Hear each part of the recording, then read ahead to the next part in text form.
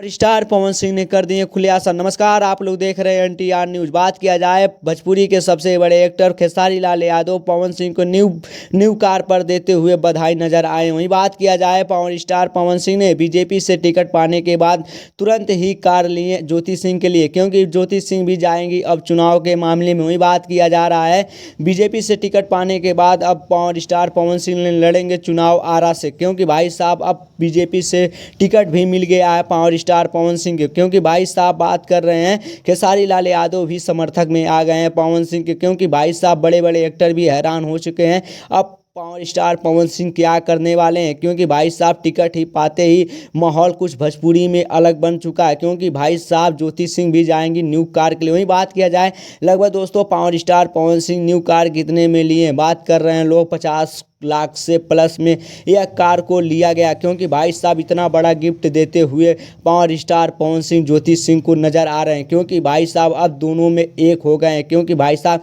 भोजपुरी में फिर एक बार खुशी देखने को मिल रहा है। कि आप लोग बताइए पावर स्टार पवन सिंह के कितने बड़े फैन हैं, कमेंट में जरूर बताइएगा। नया तो मेरे चैनल को यार फटाफट सब्सक्राइब कर लो ऐसे अपडेट पाने के लिए। मिलते हैं अगले नेक्स्ट वीडियो में, तब तक के लिए जय हिंद जय भारत।